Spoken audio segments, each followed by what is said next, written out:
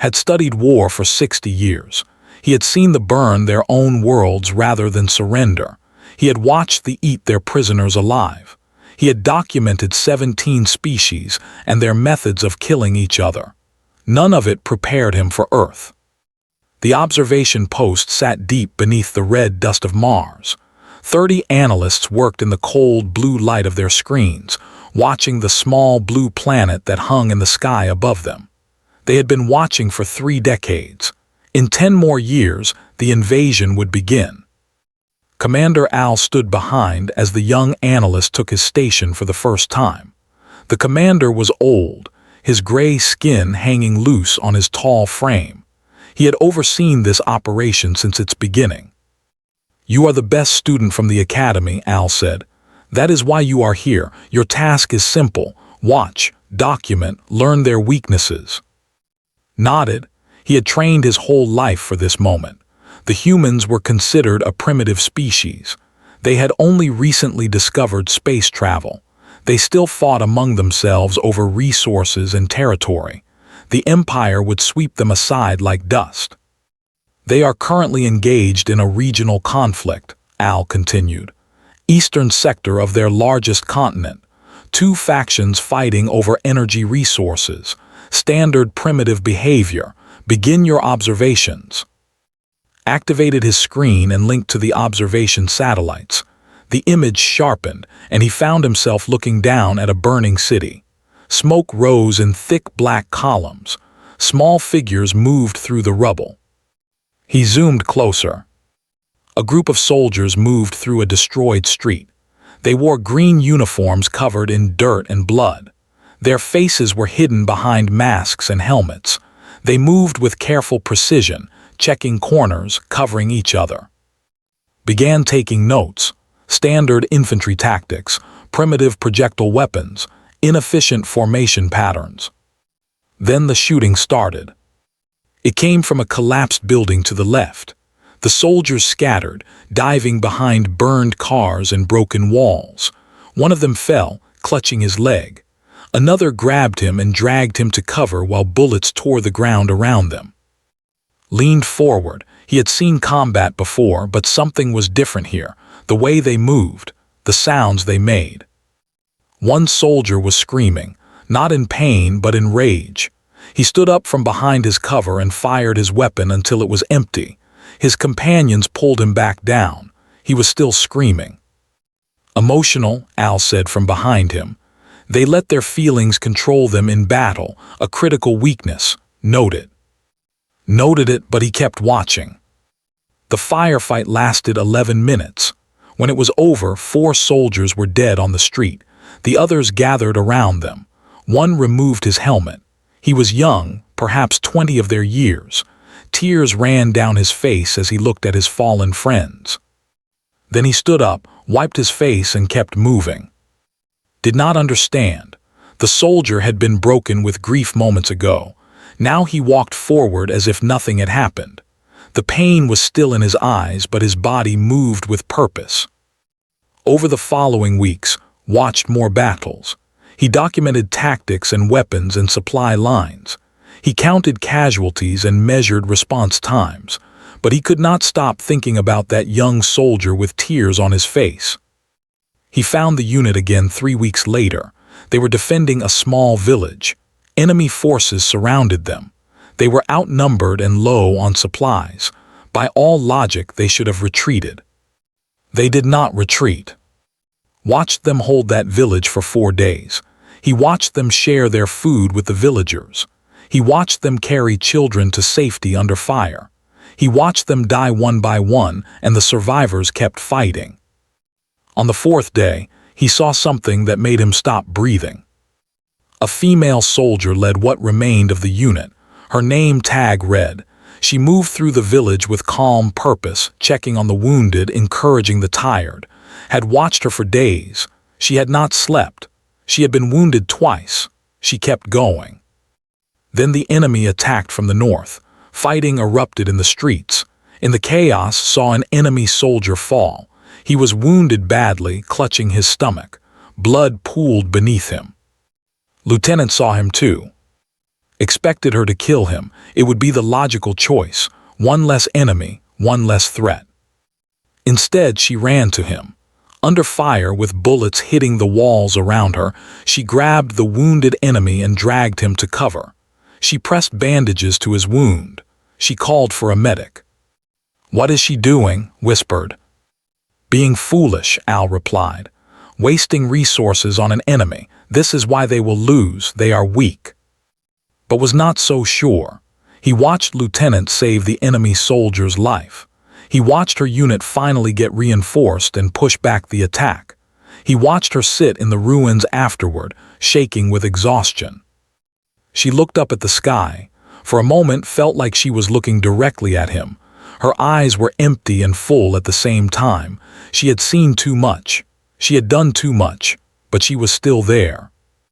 "Commander," said slowly, "I am not certain they are weak." Al made a dismissive sound. "You are young. You see what you want to see. They are emotional, chaotic, and primitive. They will fall easily when the time comes." Said nothing, but he did not believe it. That night, he reviewed his footage again. He watched Lieutenant carry the enemy soldier. He watched her hands shake as she bandaged his wounds. He watched her cry when she thought no one was looking.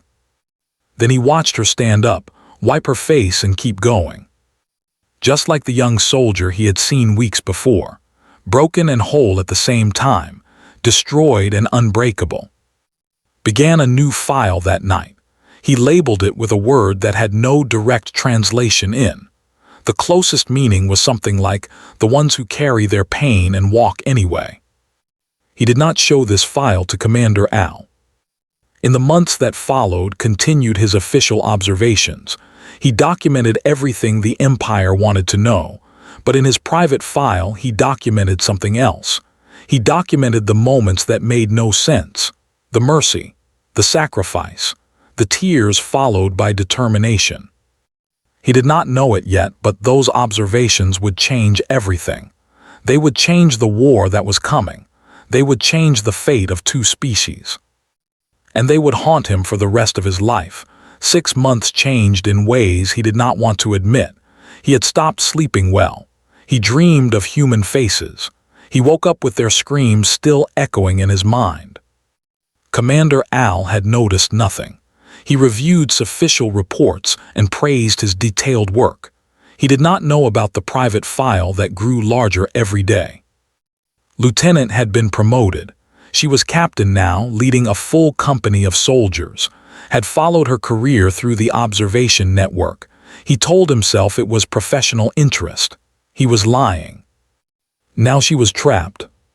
The city was called. It sat in a valley surrounded by mountains. Enemy forces had encircled it 3 weeks ago. The siege had begun. Watched from above as supplies ran low. The city had a hospital filled with wounded soldiers and sick civilians. Captain had made the hospital her headquarters. She had sworn to protect it. "A foolish choice," Al commented during one of his inspections. "The hospital has no strategic value. She wastes her soldiers defending the weak." "The civilians will die without the hospital," said. "Then they will die, that is war." Said nothing, but he kept watching. On the 8th day of the siege, food ran out. Observed the soldiers gathering their remaining supplies. They had enough for perhaps 3 more days if they rationed carefully. Captain called a meeting. Had no audio from inside the building, but he watched through thermal imaging as she stood before her soldiers. She spoke for several minutes. Then something happened that did not expect. The soldiers began walking to where the prisoners were kept. Enemy soldiers captured during the fighting. 12 of them, locked in a basement room. Assumed they would be executed. Dead prisoners meant more food for the defenders. It was logical. It was efficient. Instead, the human soldiers opened the door and began distributing food. The same rations they needed to survive. They shared it equally with the enemy. Checked his instruments. They were working correctly. "Commander," he called out, "you need to see this." Al watched the footage with cold eyes. "Stupidity," he declared. "They doomed themselves to feed their enemies. This is why they will never threaten the Empire. But saw something else. He saw the faces of the enemy prisoners as they received the food, confusion, then something that looked like shame. One of them was crying. On the 12th day, a child got sick. Had been monitoring the hospital closely. The child was perhaps 6 years old. She had developed an infection from a wound. Without surgery, she would die. The problem was simple. They had no anesthesia left. The surgery would be done with the child awake. Sergeant Danny was the unit's medic, had observed him many times. He was a quiet man with steady hands. He had saved 17 lives during the siege. Now he faced an impossible task. The surgery took 2 hours. Watched through thermal imaging as worked on the tiny body. Artillery shells fell outside. The building shook, never stopped. The child screamed. Could not hear it, but he saw the thermal signatures of the soldiers around her. They held her down. They held her hands. One soldier, barely more than a child himself, sang to her. Could see his mouth moving, the same words over and over. Finished, the child lived. The young soldier who had been singing walked outside and vomited. Then he picked up his weapon and returned to his post. Added the moment to his private file. On the 15th day, communications went down. The defenders lost contact with reinforcements. They did not know if help was coming. They did not know if anyone even knew they were still alive. Captain gathered volunteers for a dangerous mission. Someone needed to reach the communication tower on the eastern hill. It was behind enemy lines. The chances of survival were almost zero. A young soldier stepped forward. Her name was Morgan, pulled her file. She was 19 years old. This was her first deployment. She had been a student before the war. Tried to refuse her. Watched them argue through thermal imaging. Morgan would not back down. Finally embraced her. It lasted a long time. Morgan left at midnight. Followed her progress through satellite imaging. She moved through the enemy lines like a ghost. She was small and fast and very afraid. He could see her heat signature shaking. She reached the tower at dawn. She activated the communication system. The defenders had contact again. Then the enemy found her. Watched the firefight from above. Morgan fought for 11 minutes. She was hit twice but kept fighting. She held her position until the communication was complete. When reinforcements finally arrived, they found her unconscious. She had lost too much blood. She was barely alive. The siege broke the next day. The enemy retreated. The hospital was saved. The civilians survived. Watched Captain walk through the ruins afterward. She stopped at every dead body. She learned every name. She touched every face. Then she came to the enemy dead. She stopped there too. She looked at them for a long time. And then she did something that broke something inside. She wept. She wept for the enemies who had tried to kill her. She wept for the young men who had followed orders into death. She wept for the waste of it all. "Commander," said that night, "I believe I am experiencing shadow sickness." Al looked at him sharply. Emotional contamination, that is rare. It usually only affects those with weak minds. "I am having trouble remaining objective." "Then try harder." Al turned away. "We cannot afford weakness, not with the invasion approaching." Returned to his station. He opened his private file and added the image of Captain weeping over enemy dead. He understood something now. The humans were not weak because they felt emotion. They were strong because they felt everything and kept going anyway.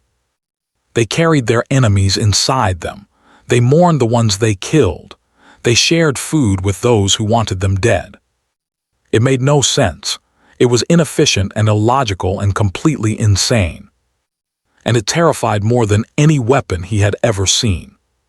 He looked at the blue planet hanging in the Martian sky. Somewhere down there, a 19-year-old girl was fighting for her life. A medic was trying to sleep after cutting into a child without anesthesia. A captain was writing letters to the families of soldiers she had lost. The invasion was coming in less than 10 years. The Empire would bring ships and weapons and soldiers beyond counting. For the first time, wondered if it would be enough. 2 years of watching had made into something he no longer recognized. He had lost weight. His gray skin had grown pale from lack of proper sleep. The shadow sickness had spread through him like poison, but he had learned to hide it. The regional conflict had become a global war. Humans were dying by the millions. Cities burned across every continent, documented it all with hands that shook when no one was watching. Captain was Major now. She had survived 3 more campaigns, had followed everyone. He knew her face better than he knew his own reflection. The war had changed her. The softness was gone from her eyes. She moved differently now, like a predator always expecting attack. But she still stopped for the wounded. She still learned the names of the dead. Then witnessed the massacre.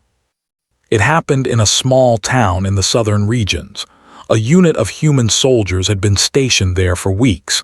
They had been fighting too long. They had seen too much death. Something inside them had broken. Watched through satellite imaging as they gathered the civilians.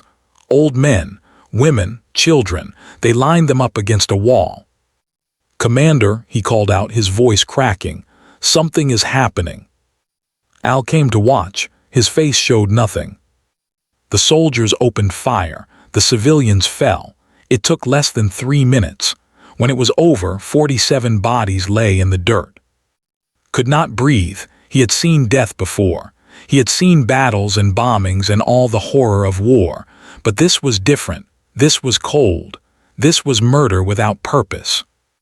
"You see," Al said with satisfaction, "this is what they truly are, animals, savages. They cannot even control themselves. The Empire will bring order to their chaos." Said nothing. He was waiting. It took 6 hours. 6 hours for the news to spread. 6 hours for the response to come. A different human unit arrived at the town.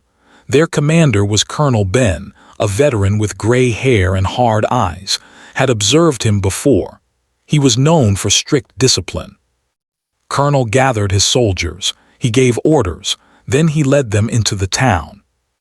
They arrested the soldiers who had committed the massacre, every single one. They put them in chains and dragged them into the street. Leaned forward. "Commander, watch this." What followed was something had never seen in all his years of observation. The human soldiers held a trial. Right there in the ruined town, surrounded by the bodies of the innocent, they held a trial. The evidence was clear. The guilty soldiers did not deny what they had done. Some of them laughed. Some of them cried. One of them was Colonel's own nephew. The verdict came within hours. Guilty, all of them. The punishment was death. Watched Colonel give the order. He watched the man's face as his own nephew was led to the wall. There were tears on the Colonel's cheeks, but his voice did not waver. The executions took less than a minute. When it was over, Colonel fell to his knees in the dirt. He stayed there for a long time. "They killed their own soldiers," Al said slowly, "for killing enemies." "They were not enemies," replied. "They were civilians." "What difference does it make?" "They were not. In war, all aliens are enemies." Looked at his commander. "Perhaps that is why you do not understand them." Al's eyes narrowed. "Be careful, analyst. Shadow sickness is treatable. Disloyalty is not." The months that followed brought more horror, documented it all. He watched cities fall. He watched millions die. He watched humanity tear itself apart. But he also watched them rebuild. He watched them protect prisoners. He watched them hold trials and demand justice even in chaos. He found Major again near the end of the 2nd year. She was leading a unit through a bombed city. Intelligence said there were enemy soldiers hiding in the ruins. They found them, a group of 20 fighters armed and desperate. But something was wrong. Zoomed closer. The fighters were small, too small. Children, they were children. Some of them could not have been older than 12. They had been given weapons and told to kill. Major soldiers surrounded them. The child soldiers raised their weapons. Their hands were shaking. "She will have to kill them," Al observed. "They are armed combatants. It is the only logical choice." But did not give the order to fire. Instead, she walked forward, alone, unarmed. The children screamed at her to stop. They pointed their weapons at her chest. She kept walking. She knelt in front of the youngest one, a boy with hollow eyes and a gun too big for his hands. She spoke to him. Could not hear the words, but he saw the boy's face change. The gun dropped. The boy began to cry. One by one, the child soldiers lowered their weapons, gathered them like a mother gathering lost children. Her soldiers watched with tears in their eyes. Then one of the children panicked. A girl, perhaps 13. She raised her weapon and fired. The bullet hit in the shoulder. She fell back, blood spreading across her uniform. Her soldiers moved forward, weapons raised. "Hold," shouted. The word carried across the thermal imaging like a wave. She stood up, clutching her wound. Blood ran through her fingers. She looked at the girl who had shot her. Then she walked forward and embraced her. The girl collapsed in her arms, sobbing, held her while her own blood dripped into the dirt. Turned off his screen. He could not watch anymore. That night he went to the medical bay and asked for treatment. The doctor examined him and confirmed what he already knew. The shadow sickness had progressed too far. It could be managed but never cured. "You have been contaminated by human emotion," the doctor said. "You feel what they feel now. It will never go away." Returned to his quarters. He opened his private file and added the image of Major embracing the child who had shot her. The invasion was planned for 5 more years. 5 years before the Empire would descend on Earth with all its power. Looked at the data he had collected. Thousands of hours of footage. Millions of words of analysis. Everything the Empire needed to conquer humanity. But hidden within that data was something else. A truth that was only beginning to understand. The humans were not weak because they felt pain. They were not foolish because they showed mercy. They were not primitive because they wept for their enemies. They were terrifying because they did all of that and kept fighting anyway. They policed their own cruelty. They punished their own crimes. They held themselves to standards that made no logical sense. And somehow, that made them stronger than any species had ever seen. He closed his file and stared at the ceiling of his small room. The invasion was coming. Nothing could stop it now. But for the first time, was not sure the Empire would win. 5 more years had passed. The global war on Earth had ended. The humans had made peace with each other, at least for now. They were rebuilding their cities and burying their dead. They did not know what was coming. Was a senior analyst now. His work was respected throughout the observation post. Commander Al had recommended him for honors. The Empire was pleased with his detailed reports. None of them knew about his private file. None of them knew about the shadow sickness that lived inside him. None of them knew that he dreamed of human faces every night. The invasion was scheduled for 1 year. The fleet was being assembled in the outer systems. Millions of soldiers were training for the assault. Earth would be conquered in months, perhaps weeks. Had been ordered to compile his decade of observations into a final strategy document. The commanders wanted to know everything about human weaknesses. They wanted to know how to break them quickly and completely. He sat alone in his quarters, reviewing 10 years of footage, 10 years of war and death and horror, 10 years of things that still did not make sense. He found Major again. She had retired from the military after the war ended. The wound in her shoulder had never fully healed. She walked with a slight limp now, a gift from a later battle he had witnessed. She lived in a small house in a quiet town.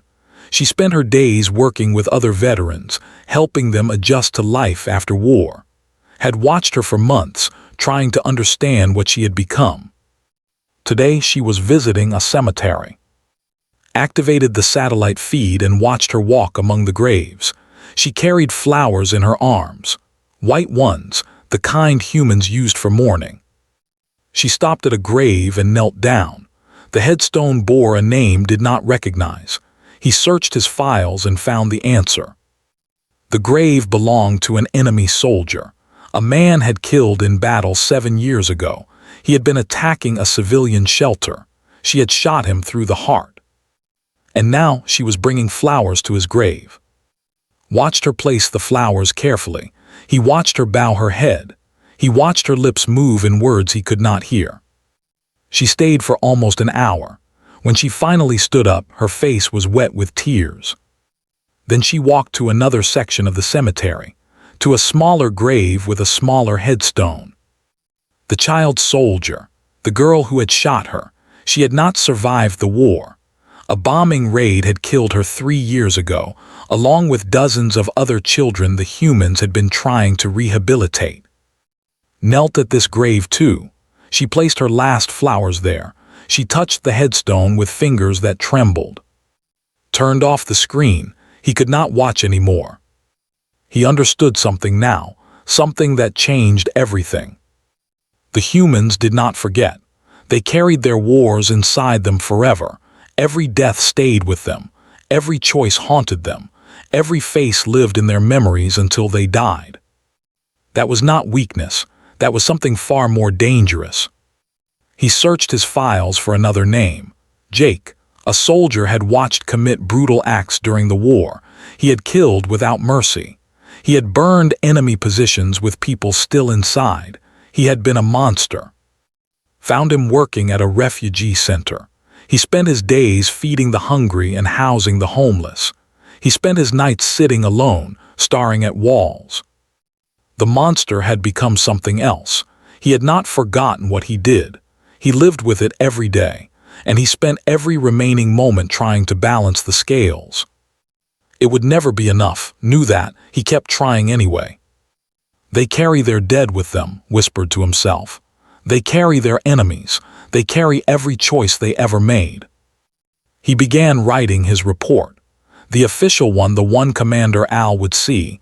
It contained everything the Empire wanted: troop movements, weapon capabilities, communication systems, economic structures.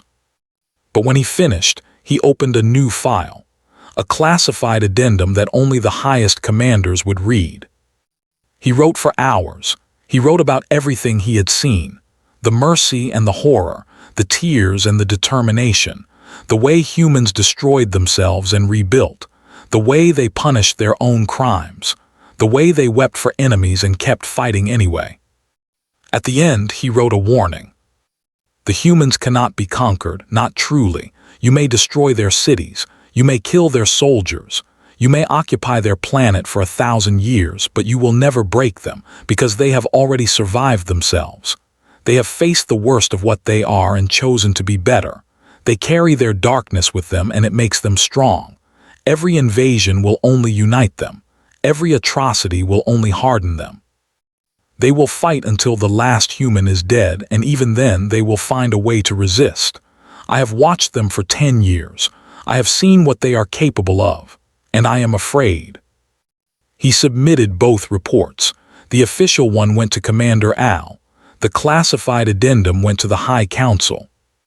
2 weeks later, Al called him into his office. "Your official report is excellent," the commander said. "The High Council is very pleased.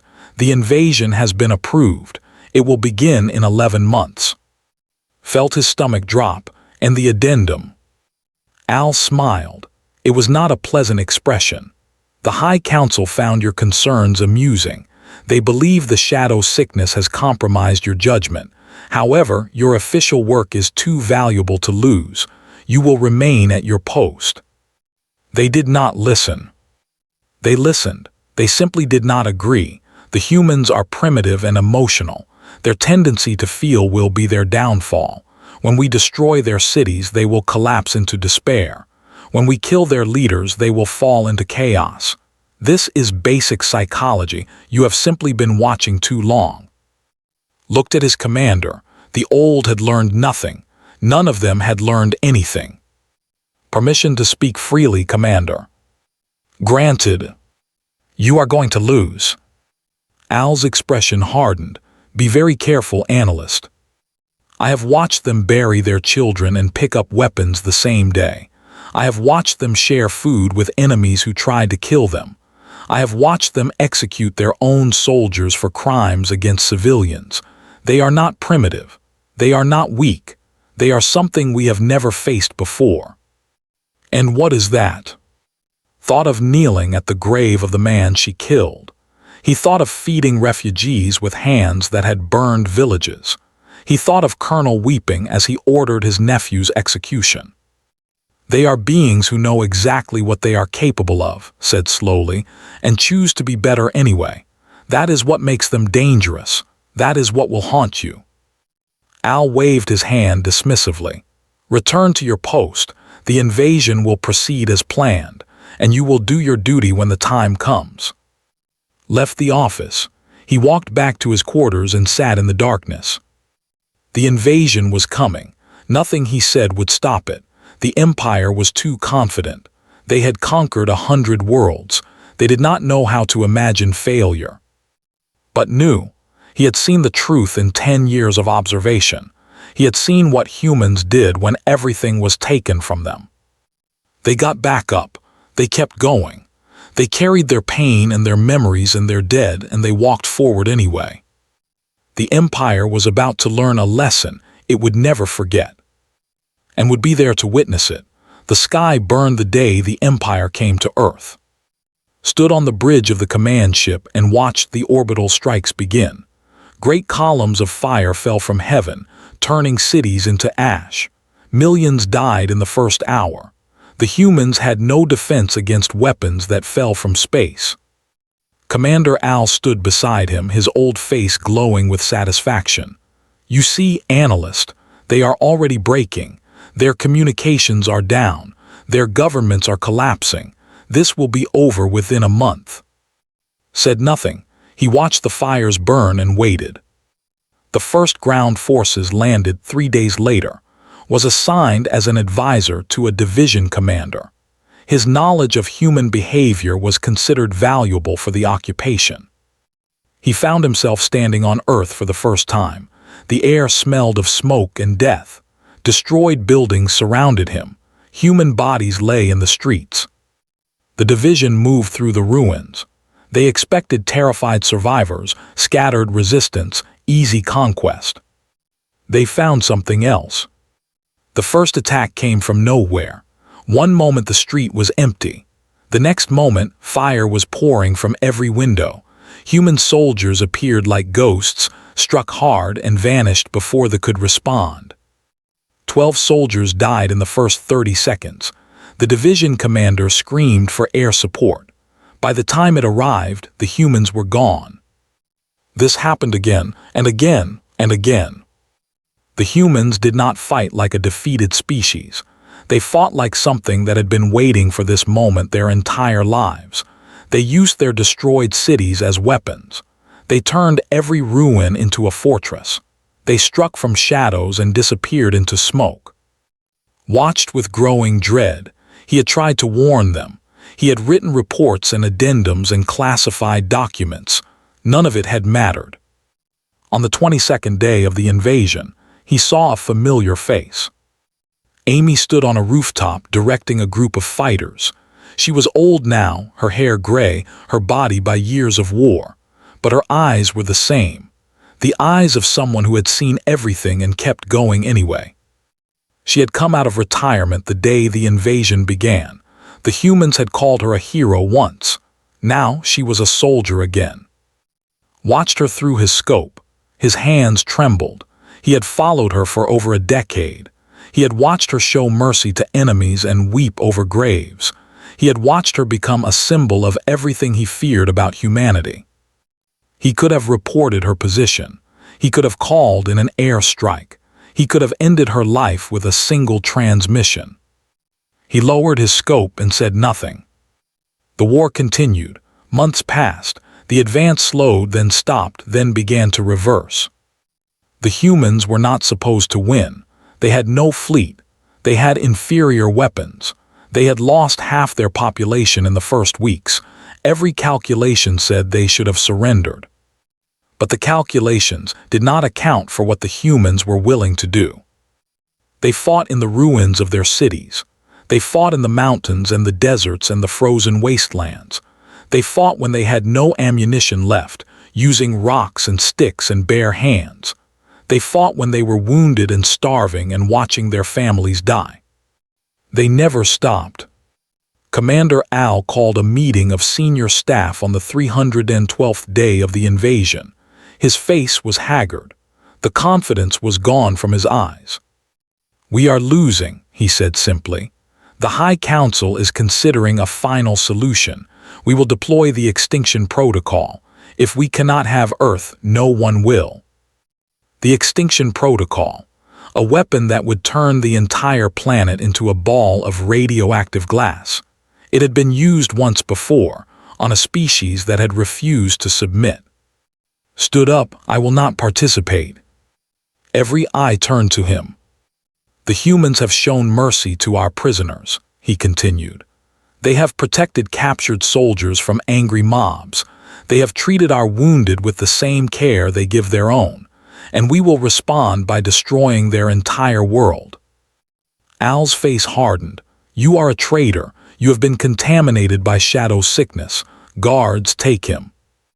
They dragged to a holding cell deep in the command ship. He sat in the darkness and waited for death. But death did not come. 3 days later, the humans broke through the defensive lines. They boarded the command ship. Fighting raged through the corridors. A human soldier found Cell. He raised his weapon, ready to fire. Then he saw that was unarmed. He saw the chains on his wrists. "You are a prisoner?" the soldier asked. "I am." The soldier lowered his weapon. He called for others. They broke chains and led him out of the cell. They did not kill him. They did not torture him. They gave him water and medical attention and asked him questions in calm voices. Later they found his private file, 10 years of observations, 10 years of truth. The war lasted 18 more months. When it was over, the fleet was destroyed. Commander Al was dead. The empire had been broken. Became a prisoner of war. But the humans treated him with strange kindness. They were curious about his file. They wanted to know why an analyst had documented their mercy as well as their violence. He told them everything. He told them about the shadow sickness. He told them about the warnings no one listened to. He told them about the moment he watched Amy carry a wounded enemy to safety and knew the invasion would fail. They recorded his testimony, every word, every observation, every truth he had learned in his years of watching. Decades later, a memorial was built for the war, a place where humans gathered to remember what they had survived. Amy was there for the dedication ceremony, old and gray but still standing straight. She read from his testimony, his words spoken to an audience of millions. "I came to study monsters," she read, her voice steady. "I watched them kill and destroy. I watched them commit horrors beyond counting. I expected to find savages. I expected to find beasts." She paused. The crowd was silent. "Instead, I found something far more terrifying. I found beings who knew exactly what they were capable of and chose to be better anyway. I found soldiers who wept for their enemies. I found warriors who protected prisoners from their own anger. I found a species that carried every death, every choice, every moment of darkness inside them forever." She looked up at the sky, the same sky that had burned on the day the invasion began. "That is what haunts me. That is what will always haunt me. Not their violence, not their weapons, not their determination to survive. What haunts me is the knowledge that they could have become monsters and they refused. They looked into the darkness of their own hearts and they chose the light." She closed the document. "I was wrong about them. My people were wrong. We thought emotion was weakness. We thought mercy was foolishness. We thought that beings who wept for their enemies could never defeat us." The crowd was weeping now. Thousands of human faces, wet with tears, watching an old woman read the words of an alien who had finally understood them. We did not know what we were facing. We did not know what humans truly are, but I know now, and I will carry this knowledge until I die. She folded the paper carefully. They are not monsters, they are not heroes, they are simply humans, and that, I have learned, is the most terrifying thing in the universe. The memorial stands to this day. Its words are carved into its base, a permanent reminder of what one alien witnessed in human wars. And what will haunt him forever